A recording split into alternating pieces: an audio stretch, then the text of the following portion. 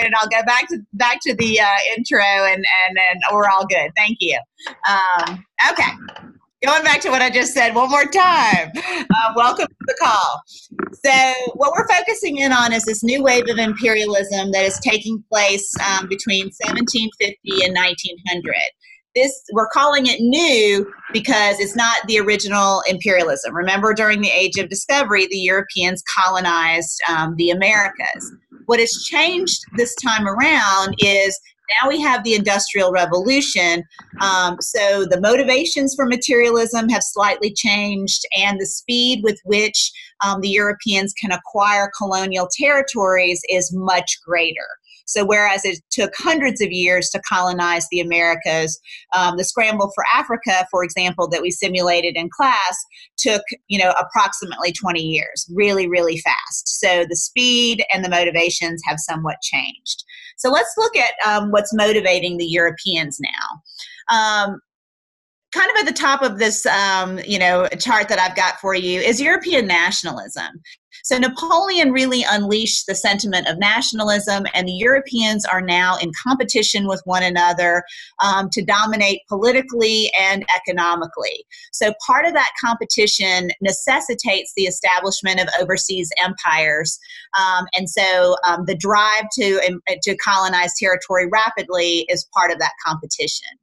The Industrial Revolution creates the ability for them to colonize quickly because they now have much better weapons and they have much more efficient steamships and other modes of transportation and communication. The Industrial Revolution also creates a motivation for imperialism that involves the necessity for raw materials. So more so than in the prior time period, what this imperialism is focused on is gaining control of territory where they can extract the raw materials that they need to feed into their industrial machines, such as rubber in the Congo.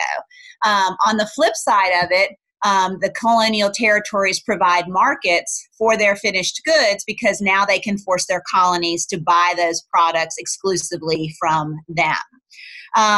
The Europeans are also motivated by cultural and religious desires. This is the crusading motivation of the European Christians has not changed. So particularly amongst the Catholic Europeans, they want to continue to spread the faith, and missionaries will be part of this process, and the Europeans who go to the colonial territories.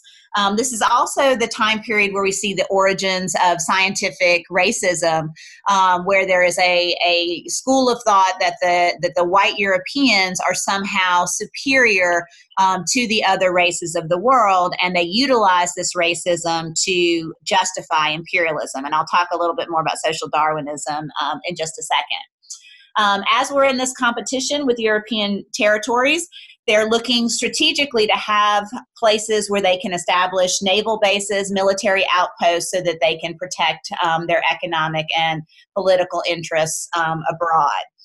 One of the other issues for the Europeans is that they have grown dramatically during the Age of Discovery as a result of the Columbian Exchange and improved technologies for developing agriculture. So they need to deal with excess population. So the colonial territories become a place to resettle population, particularly undesirable population. So for example, the British utilized colonial interests like Australia to create penal colonies where they move people that they don't want out of Britain. Later, it also becomes a place for indentured servitude as they need to get labor sources to these territories following the abolition of slavery. For the elites, some economic opportunities are created, like the French in Algeria. The elites who settled there became the owners of vineyards and other business interests.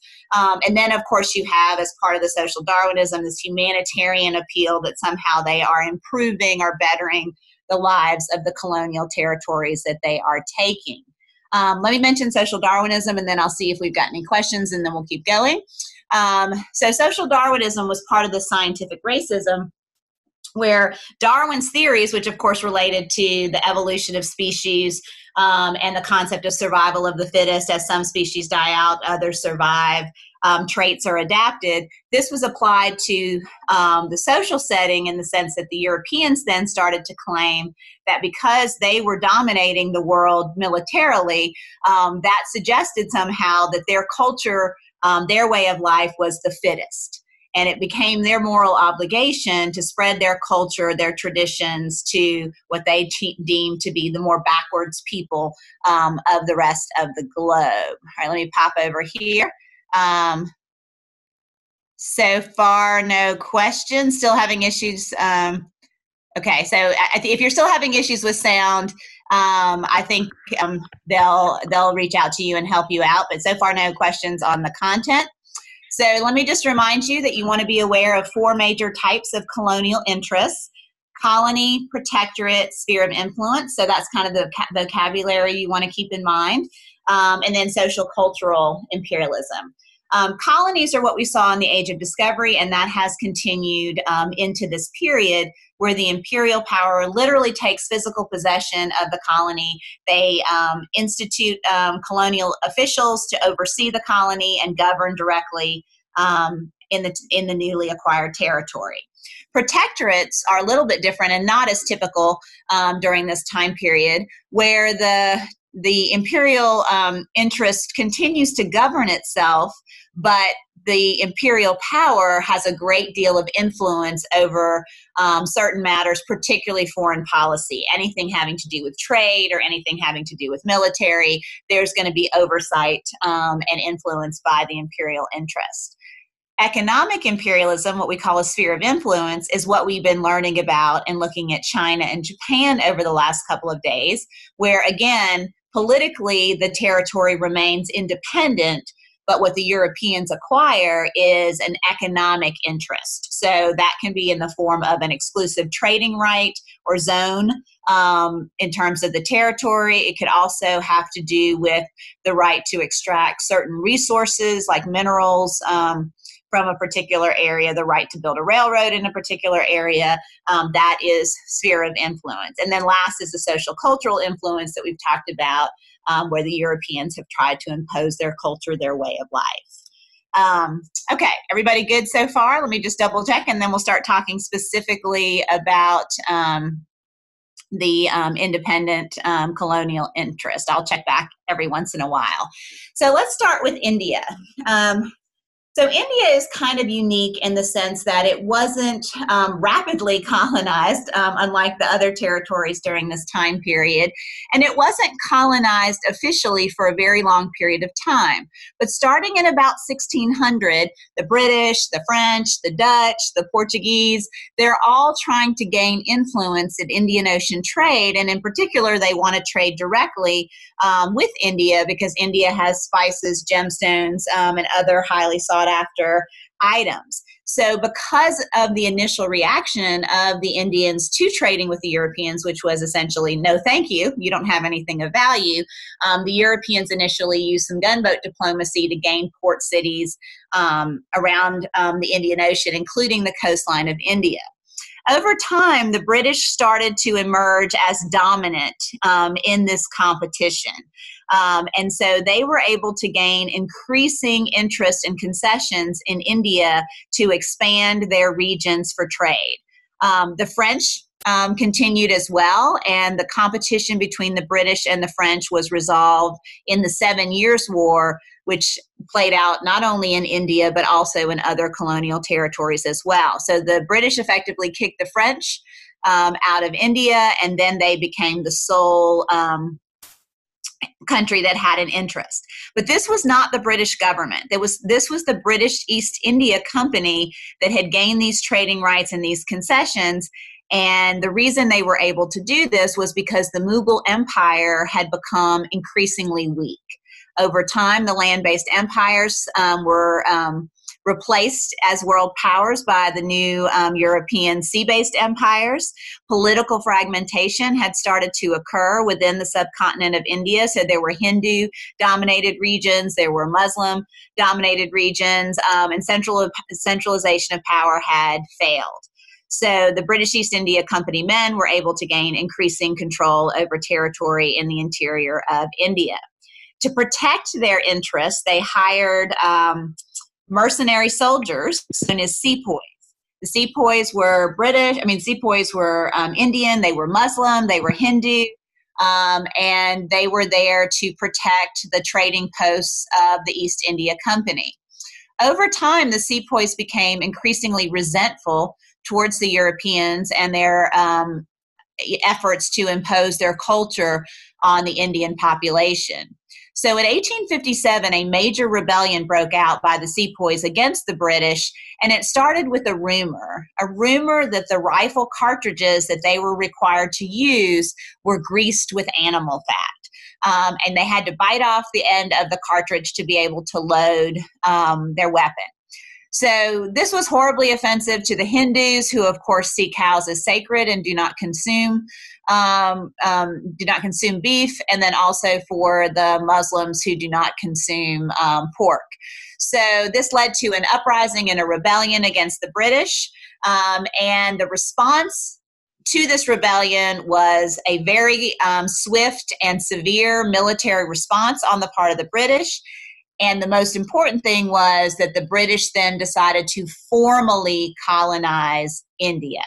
So whereas it was controlled from 1600 to 1857 by the East India Company men, it then became, starting in 1858, an official colony of Great Britain called the British Raj. A viceroy was sent to govern in the name of the monarch. They established the India Civil Service, a bureaucracy that was based on the British system. Now, because India was a much more advanced territory, the British knew that they were going to have to deal with almost immediately resistance and Indian nationalism. So what the British tried to do in India, which was a little bit different than what happened other places, was to quiet nationalism by actually making investments in infrastructure. So unlike other regions, the British did much more in India in terms of building an extensive railroad network, establishing schools, establishing communication lines and systems, building some canals, and actually in the Indian civil service, although it was dominated predominantly by British officials, there were some opportunities for Indians to gain some interest and some political positions in the civil service, which was the bureaucracy. The Indian National Congress established itself to push for increased Indian participation in the colonial government, and then over time, the Indian National Congress became the primary organization that fought for Indian nationalism and wanted to oust British rule completely. One of the problems for the Indians in resisting British rule was conflict between the Hindus and the Muslims. And so ultimately there were two nationalist groups that established themselves, the Indian National Congress, representing the interest of India as a whole, and then the Muslim League, which feared unification with a Hindu majority and wanted their own country. Okay, so that is India. Let me check and see if we've got any questions, and then we'll move on to Africa. So the question is, what happens to the East India Company after the British government takes control? The corporation remains a trading company, and the British East India Company will continue to have monopolies granted by the Crown on the transportation of trade items within India. But they're no longer, the East India Company men are no longer de facto governing regions of India. Okay, if everybody, any other questions about India, and then I'm going to move on to talking about Africa. Yes, so the British will maintain, so starting in 1858 after the Sepoy Rebellion, when India is colonized by the British, India will remain a colony of Great Britain until after World War II. India becomes the most valuable colony in the British Empire because of its resources, its location, and so on. And so we're going to see when we get into this next unit that a lot of the colonial territories, including the Indians, thought that they were going to gain independence after World War I because many Indians fought in uniform on behalf of the British, and they thought that independence was going to be their reward. It wasn't. And so then again, same kind of thing happened. And it wasn't really until after World War II that the British could no longer justify maintaining their imperial interest in India.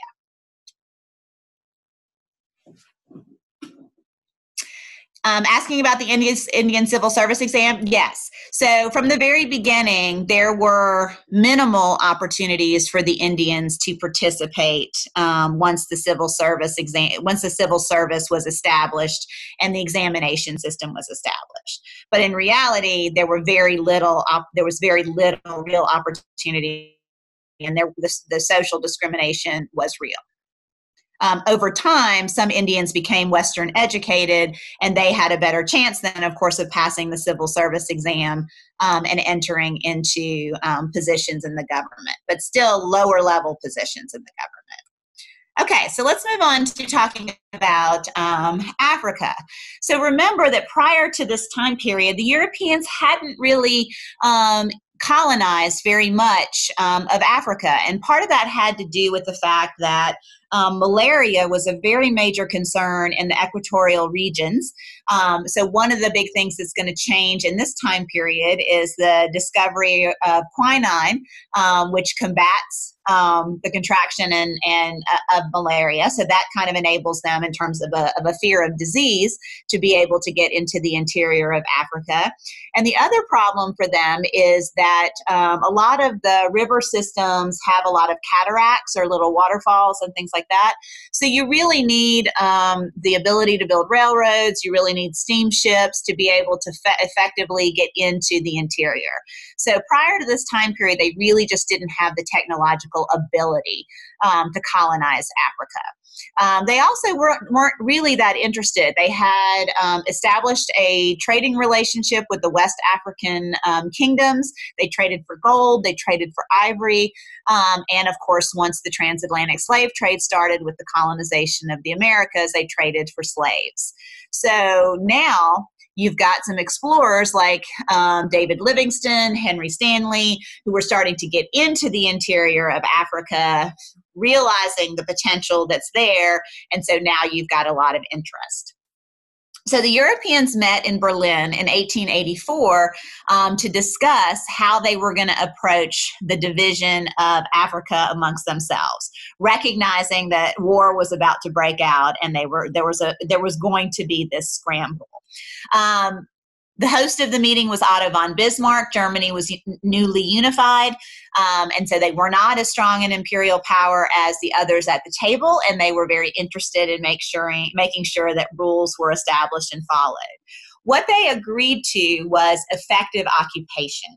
So if you could send troops to the region, if you could settle it, if you could hold on to it, then then you could stake a claim to that territory. Before I kind of get into the specifics of how Africa was divided, let's remind ourselves of one of the other major players at the meeting, and that was King Leopold of Belgium. So what King Leopold was able to do was to convince the others before the scramble happened that he was trying to engage in this altruistic movement to ensure that the people in Central Africa and the Congo region were not being enslaved, that there was going to be free and open trade between the Africans and the Europeans, that everyone would have the opportunity to traverse the Congo. You might have to pay docking fees and some tax if you were trading in the various regions. But essentially, he convinced the other Europeans to allow for the creation of the Congo Free State in Central Africa. What we learned when we did the mystery lesson on the Congo is that this was all a big ruse, and that he basically was trying to get a colony in a time period when newly independent Belgium, that was not very strong militarily, was not going to be able to compete effectively with countries like Britain and France, or even newly unified Germany, to gain territory in Africa. What we discovered, though, was a pattern that occurred not only in the Congo, but occurred in other places. So what King Leopold did was he was a sole shareholder in the Congo Free State, essentially in the association that was created. So he granted concessions to private companies. He gave them rights to extract mineral resources, or in the case of the Congo, what became most valued was rubber. Those companies would hire private armies, mercenary soldiers, who would protect their economic interests and would also enable them to force the indigenous population to work to extract those resources. So the force public was utilized by the Anglo-Indian Rubber Company to force the Congolese people to meet weekly quotas for rubber, and Leopold became extraordinarily wealthy as a result. That pattern happened other places. Leopold was the first to kind of do that. Of course, as we saw from our mystery lesson, what Leopold was doing was ultimately discovered, and Leopold was forced, predominantly by pressure from Great Britain, to relinquish his control of the Congo, and the Congo became a colony of Belgium in 1908. So let's talk about the rest of Africa here and kind of what happened. So focusing in first on Northern Africa. Remember that Northern Africa was dominated by the Ottoman Empire prior to the Scramble. And the Ottoman Empire is extremely weak at this point. It's one of the Muslim gunpowder empires that probably should have collapsed in the last unit, but didn't, because the Europeans are propping it up to protect against Russian expansionism and to maintain the balance of power in Europe. Remember, at Congress of Vienna, the balance of power is a priority for them to prevent things like the Napoleonic Wars. So one of the things that happened in the Ottoman Empire was political fragmentation, and some of the viziers or the governors acting semi-autonomously, for example, in Egypt. So the governor of Egypt, Muhammad Ali, realized that in order to compete, they needed to modernize. They needed to industrialize. And so he started to invest heavily in things like the construction of the Suez Canal, other irrigation systems within Egypt, some industrialization. And as a result, he and his successor fell greatly into debt to the Europeans because they were borrowing money, right, to try to make this happen, this modernization happen rapidly. And as a result, they lost control of the Suez Canal. This then justified, in the face of conflict, the British feeling like they were justified in using military intervention to protect their interest in the Suez Canal.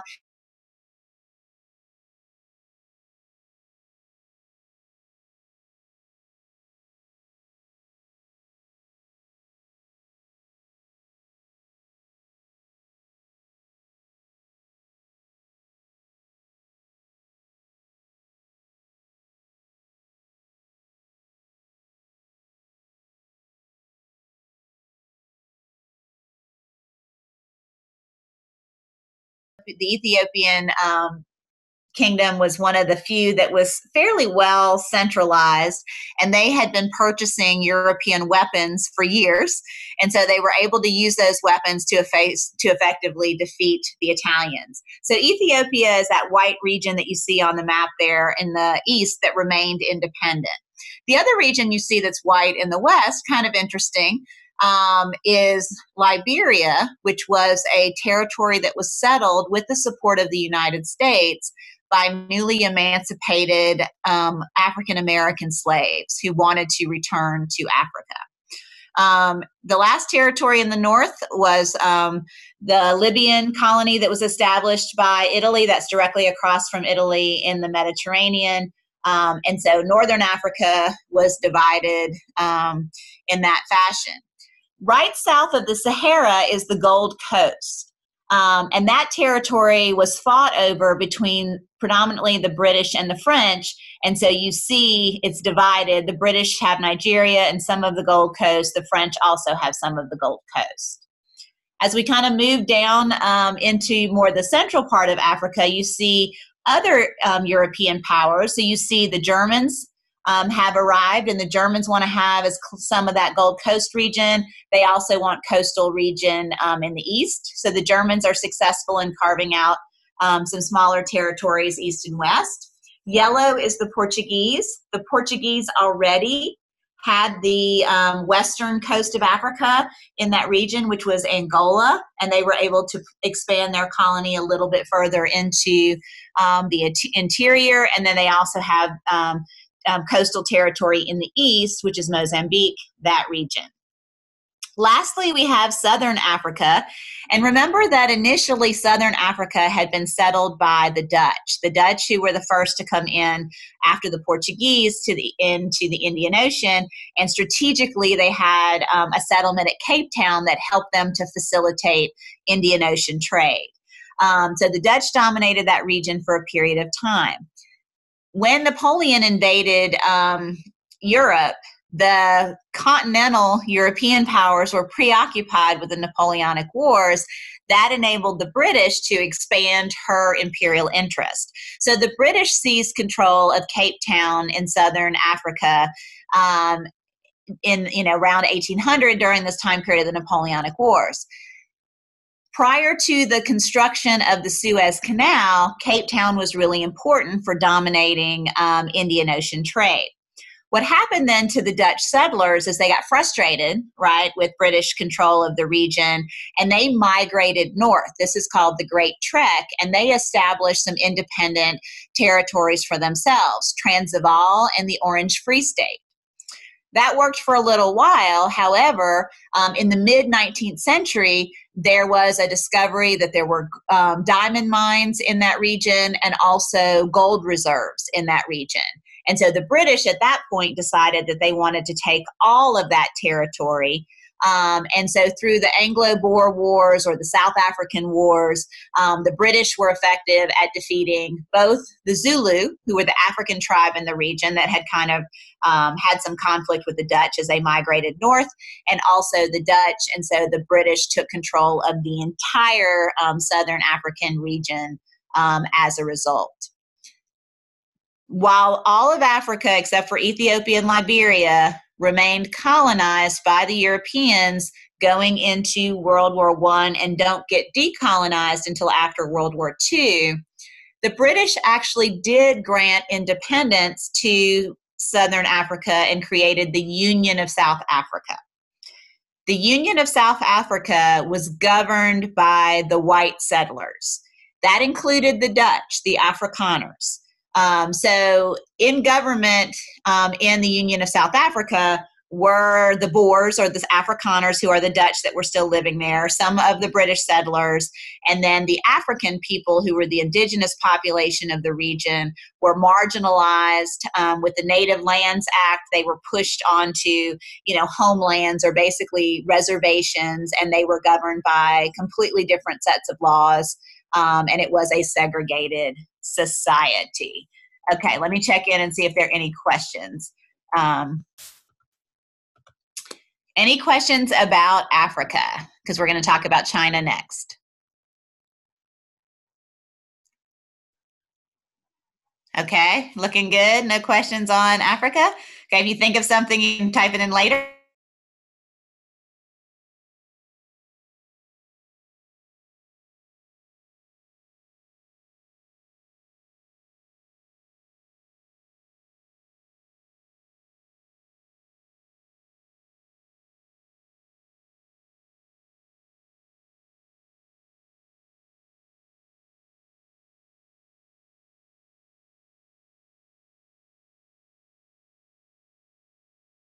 That they would only accept silver in exchange for the tea, the silk, the porcelain, the items of trade that the Europeans were demanding. The British kind of figured out a way to rebalance a little bit the trading relationship by smuggling opium into China, and they were producing this opium in their colonial territory of India. Over time, the Chinese became increasingly addicted to opium. It was creating a huge problem from the perspective of the Qing emperor, and so he decided to crack down on the opium trade and appointed a commissioner to go down and search the British warehouses and to destroy or confiscate any opium that was found. The end result of all this was that the British and the Chinese went to war over this conflict. The British prevailed. They were able to use their naval power pretty easily, and they defeated China without a lot of long-term battle. After the Opium War, the Chinese were forced to sign an unfavorable treaty, the Treaty of Nanking. In the Treaty of Nanking, China was forced to open 5 more port cities to the British for trade.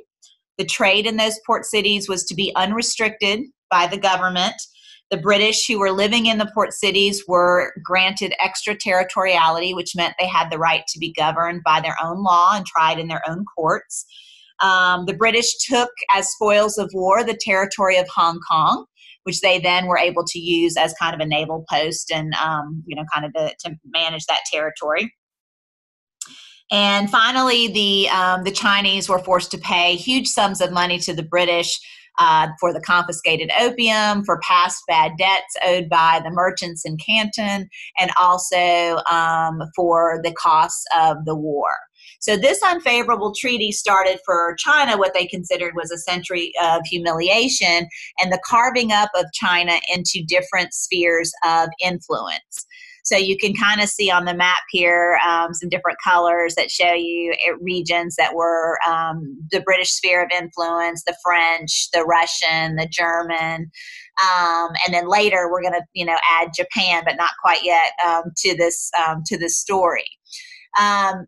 One thing that I don't think I mentioned in class, and I just want to make sure that I mention here, is once the other European powers started to demand spheres of influence in China, Britain negotiated one more treaty, and it was a treaty that granted them favored nation status. So even though all the other European territories started to get spheres of influence, Britain had a deal that any other country got, they got too. So Britain had what we call favored nation status in these spheres of influence. The economic imperialism that took place in China resulted in a lot of internal turmoil. So we had a long-term rebellion known as the Taiping Rebellion that was in part anti-foreign, but also was seeking to undermine and overthrow the Qing government. The Boxer Rebellion, again in 1900, was anti-foreign, and China had this issue of how to respond to Western imperialism, and they responded by insisting on maintaining their traditional Confucian values, and that ended up being to their peril. I don't ask you on this mid-unit about kind of the decline of the land-based empires. So China, Ottoman, Russia, we're going to put that story together on Monday. But just I kind of previewed that for you when we talked about what happened in China, just so you would kind of know the outcome. Okay, so before we talk about Japan, let me check back and see if there were any questions asked about China. Let's see here. So the Afrikaners. Let me go back. Let me take a step back, and I'll catch up on the African questions, and then I'll get to Leah's question on China. So Afrikaners, remember, are the Dutch. They migrated because the British came in and took control of the region, and they resented British control, and they were no longer able to dominate the trade, so they migrated northward. What happened to the Africans, the indigenous population, is that they were segregated. So much like what happened to the Native Americans in North America, the Africans were forced onto marginal lands, right, the least farmable lands. It was part of the Native Lands Act. They were called African homelands, and essentially they were governed by a completely separate set of laws, and they had no political rights or participation. This is what we called in the 20th century the apartheid system. And that apartheid system continued until 1994.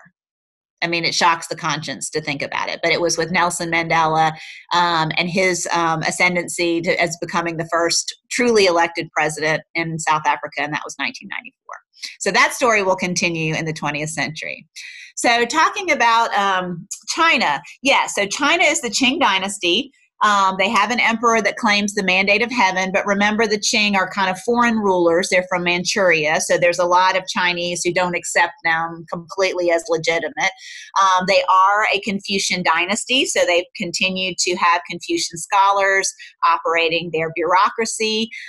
They remain agrarian, so they don't industrialize during this time period. They don't prioritize that. They prioritize agriculture, and that's part of the reason why they lose so readily militarily to the Europeans.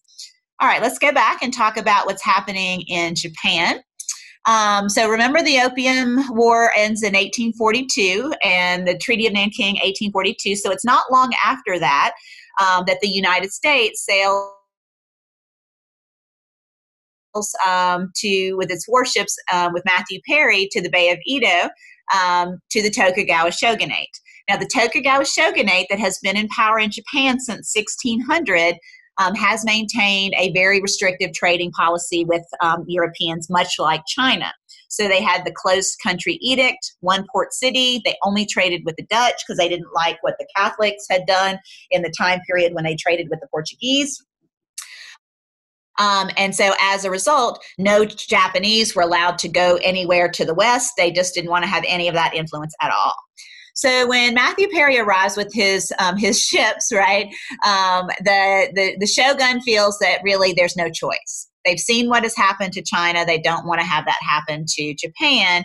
And so the shogun signs the Treaty of Kanagawa in 1854, which essentially grants open trade to the United States. So Japan is now open to the United States. Many in Japan really criticized the shogun for making this agreement. There was already some rising opposition to the shogunate. And so what resulted from this was a revolution that is known as the Meiji Restoration. That's what we were looking at today. And so the idea of the Meiji Restoration was that the emperor needed to be restored to a position of power, and that Japan needed to become a westernized, industrialized, imperial power. So that was going to be the goal. Tomorrow we're going to look at the process of industrialization in Japan and kind of compare that to the Industrial Revolution in Europe. But industrialization is state-sponsored in Japan, and it happens rapidly. So let's talk about some of the changes that they made that you were kind of examining today as a result of the Meiji Restoration. So they adopted constitutional monarchy. And really, today we were looking at it and we're like, oh, it sounds a lot like the U.S. Constitution. The Constitution that they're really copying is the Constitution of newly unified Germany. And I say that because in newly unified Germany, the Kaiser, right, or their king, still retained a little bit more authority than the U.S. president. So the emperor still had a little bit more authority, but it was a constitutional monarchy. And remember, the emperor in Japan is believed to be divine, a descendant of the gods. That's part of the Shinto faith. And they've had one unbroken line of emperors from the beginning of their history. So the emperor is going to be in a position of power. But there is an elected legislature. It's known as the Diet. And the Diet has two houses, the House of Representatives, which is the elected body, and that is the representatives of the people. And then the House of Peers, which is kind of like the House of Lords in England, which is more the nobility. So this constitution does establish constitutional monarchy, and this constitution remains in place until after Japan is defeated in World War II. Here are some of the reforms that you were looking at today that were made in the process of the Meiji Restoration. You saw the written constitution, constitutional monarchy. Some of these other things that happened, they westernized the school system. So one of the things that you looked at was a pre-revolution school document that kind of showed the continuation of Confucian values. It was easy for the Japanese to westernize their school system relatively rapidly because the literacy rates in Japan were higher than anywhere else in Asia. So they already had a good school system. It just was focused on more traditional subjects. So now they're going to integrate science, technology, and sort of westernize the subjects, but they already had a very high literacy rate. They're going to modernize the army. So they're going to abolish any remnants of the feudal system. They're going to abolish the samurai class, and they're going to have an army based on conscription, so a draft army that is trained in accordance with European standards, and they are going to admire, again, the Germans. The Germans have a very strong military, the Prussians being the leaders of German unification. They realize they need to have a navy, so that they're going to model on the British, and they're going to begin construction of a naval power. They modernize their banking system, and so they start collecting taxes on things more than just agriculture, and so that greatly increases the revenue to the government. They're going to do some land redistribution as a result of kind of the accumulation of land in the hands of the peasants, and so they're going to, in general, kind of do everything they can to model their society on what they see as successful, and that is the Western industrial imperial powers. You saw some civil liberties being extended in the Constitution you looked at today, although the civil liberties are not quite as extensive as they're sort of modified a little bit more like what we saw in France with the Declaration of Rights of Man and the Citizen than with the U.S. Declaration. So now that Japan is modernized, Japan is going to become, like the West, an imperial power. And their objective is to replace the Europeans in Asia. So remember how we divided up China into the spheres of influence? Now we've got Japan coming into the mix, and the United States. So we didn't talk about this today, but just to finish the story for you, Japan wages two wars that establish it as an imperial power. In the first war, they go to war against China. This is the Sino-Japanese War, 1894 to 1895. And the purpose of this war is to push the Chinese out of Korea. So the Qing dynasty, like many previous dynasties, basically had oversight and control of the Korean Peninsula as a tributary state. And so basically the Sino-Japanese War is about pushing the Chinese out of Korea, and the Japanese are victorious. The second war is a war that they go to with Russia. And here's kind of what's happened with Russia. Russia has been expanding. Russia has come into conflict with China. They share a very long border.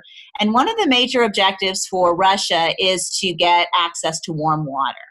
And so there is a port city known as Port Arthur, which is kind of right in that crux. You know how the Korean Peninsula, let me see if I can get the map. I can't really point at this, but it's kind of on the interior of the Korean Peninsula in the north. It's called, and so Port Arthur is a territory that Russia is able to control, and they gain part of control of Manchuria. So in the name of, you saw today the declaration of war, in the name of protecting the integrity of Korea, right, who they've just pushed out China, and now they are, saying that Russia is posing a threat. They go to war with Russia. They take Port Arthur away from Russia, and that becomes a very symbolic victory, because it's really one of the first times that an Asian power in the modern era is defeating a European power. The reason that Teddy Roosevelt was warning the new Secretary of State, you saw that document today, about this, is because Teddy Roosevelt helped to negotiate the treaty between the Russians and the Japanese following the Russo-Japanese War. So Japan has now established itself as an imperial power in the East.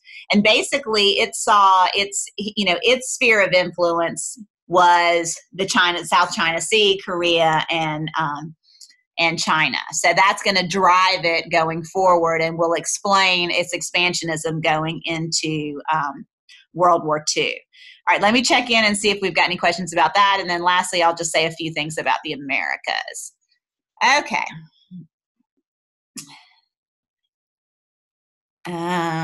Let me read Leah's question here. Okay, so we talked a lot about the changes in Japan. Major changes in the roles of women, that's actually a very good question. And tomorrow what we're going to look at is the Industrial Revolution in Japan. And you're going to see it's very similar in many ways to industrialization in Europe, in that the first industry that will be industrialized is textiles, and the people who will be working in those textile industries will be women. But there are some differences. Confucian culture is going to remain dominant. So women are going to be expected to show filial piety, to show deference to their husbands. And so while in Western Europe, industrialization, working women over time leads to a feminist movement and ultimately a suffrage movement where women gain the right to vote, that's not going to happen in Japan. Because of the Confucian influence. In China, we had, and again, this won't be on the test Friday, but it will, kind of for next week. In China, there were efforts at modernization, but those efforts were frustrated by the conservative Confucians within the society. And so Westernization did not happen in China, whereas Westernization did happen in Japan. So that's the difference in how they responded to Western imperialism. Okay, so I don't see any other questions right now about Japan. So let me go back and just talk briefly about the Americas. So in the beginning of this unit, we talked about the political revolutions. And so the Latin American territories have liberated themselves from Spanish and Portuguese rule. The Caribbean has liberated itself from everybody's rule. All of the Europeans had Caribbean islands. And North America has liberated itself from British rule. So what happened was there was a huge concern because of the political instability that quickly set in Latin America for all the reasons that we previously talked about, their lack of experience with government because the Spanish had ruled their colonies directly, huge regional divisions amongst the territory, lack of education, the dominance of the church, all these problems, right? So there was a lot of political instability happening in Latin America, and the United States became concerned that the European powers were going to take advantage of that political instability and try to recolonize parts of the Americas. So President Monroe, James Monroe, in 1823 issued the Monroe Doctrine, which basically put the European powers on notice that essentially the United States would view as hostile any further attempts by a European power to colonize territory in the Western Hemisphere. Now, in 1823, I don't think the United States had the military might to really put its money where its mouth was, if you will. But later on, the U.S. in the 19th century, after the Civil War kind of plays out, the U.S. does rapidly industrialize, and we do become a major military power, and we are able to sustain the Monroe Doctrine. The U.S., however, despite its warning to the Europeans that they're going to view as hostile imperialism in the Americas, the U.S. becomes the imperial power in the Americas. So a good example of that is the Mexican-American War. So one of the things that's driving the United States and North America is this concept of manifest destiny, that basically it was our destiny to control the territory all the way from the Atlantic to the Pacific. So we took advantage of the weakness of the Mexican government and its turmoil following independence to wage war and to take control of much of what now makes up the southwestern part of the United States. So this was a huge loss of territory for Mexico, which we were able to do because of the political instability that set in after Mexican independence. Another example for the United States is the Spanish-American War. While much of Latin America liberated itself from Spanish rule, the Spanish were still kind of dominating Cuba, and Cuba was a major source of sugar cultivation. So the United States after the explosion of the USS Maine, which may have been staged, used that as an excuse to help the Cubans liberate themselves from Spanish oversight and control. That led to the U.S. being able to take possession away from Spain of territory in Latin America, Cuba, Guam, Puerto Rico, and then we literally purchased the Philippines from Spain. And the Philippines were kind of strategic for us because we wanted to have additional territory in Asia to protect our interests there. So what happened going forward in Latin America vis-a-vis the United States was that U.S. companies, for example, in Mexico, got the right to build infrastructure by bribing the government officials, and that gave them economic imperialism. While the Europeans were not able to continue to colonize in the Americas, they did also exercise some economic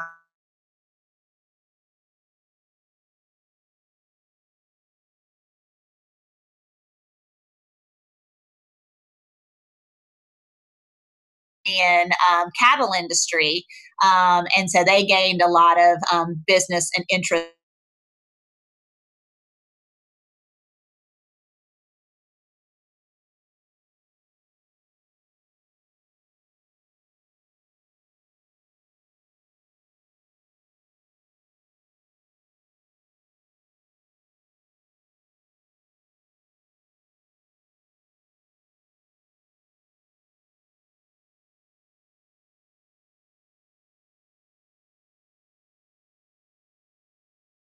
the 20th century are manipulated by us in the name of protecting our business interests in those countries. And, we'll get to that in the next unit.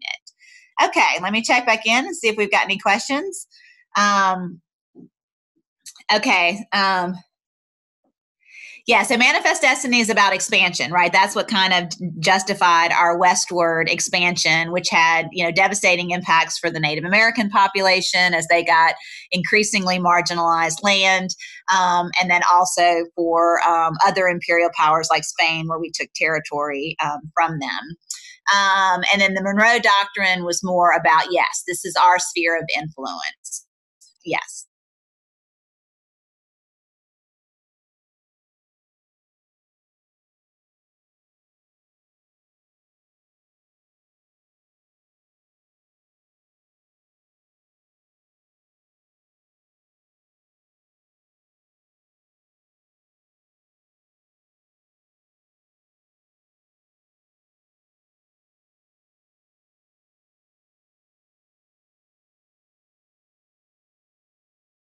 Rich history, which we don't have time to go into in the course, but is worth looking at when you get into college. So I don't want to undermine their significance. So definitely significant in and of themselves.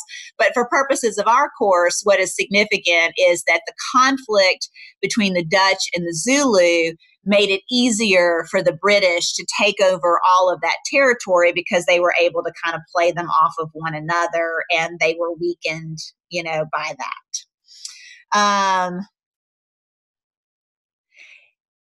Yeah, so the letter from Roosevelt to the incoming Secretary of State, who was going to be the Secretary of State under Taft, that was coming on the heels of Roosevelt being involved in negotiating the treaty between Russia and Japan, and he was basically warning the incoming administration, you need to watch out for Japan, right? Japan is a power on the rise, and don't underestimate them. So that was definitely the point of that communication.